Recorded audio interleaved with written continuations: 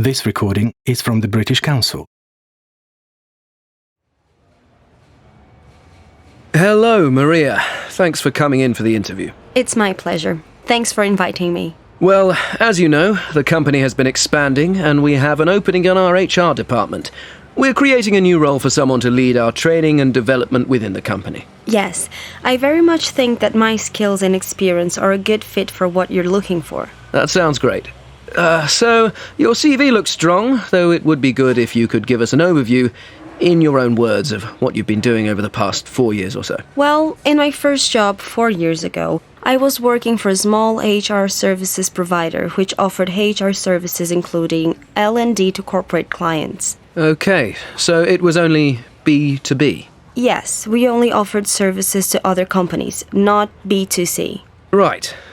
And it says here you then left that company about 3 years ago.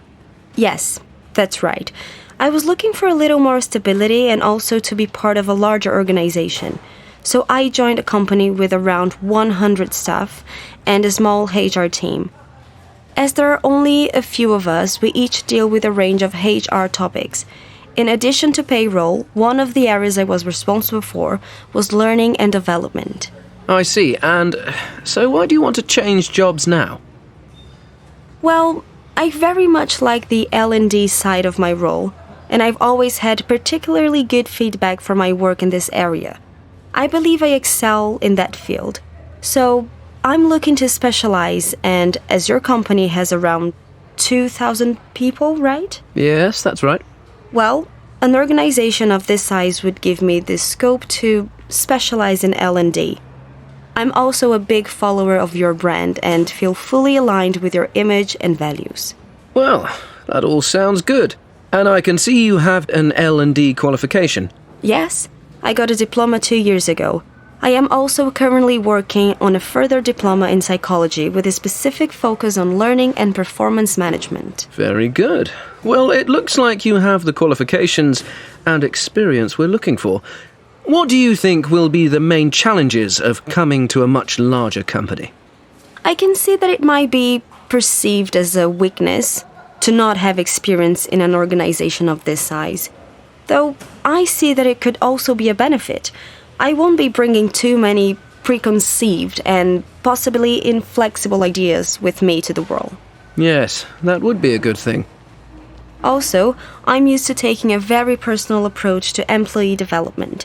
I realize that such an approach with 2,000 staff members will have to happen in a different way, but I bring many ideas with me that can be replicated on a larger scale.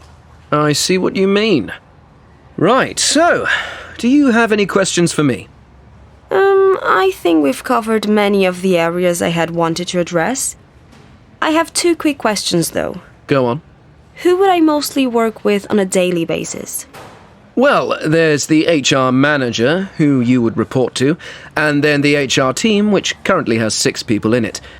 There's usually an intern or 2 who you can get some support from also. Okay, thanks. That's all really clear. And my other question is, how performance in this role will be measured? What does success look like? That's a good question. As you know, we have a performance management system in place, and from that, we have identified some learning and development needs within the organization. But we haven't devised a strategy. Your role would be to devise and then successfully implement this strategy. Thank you. That sounds interesting. Great. So, thanks again for coming in today. We'll be discussing all candidates next week, and then I'll get back to you by the end of next week to let you know the outcome. Thank you for your time. I'd welcome the opportunity to continue discussing this role with you.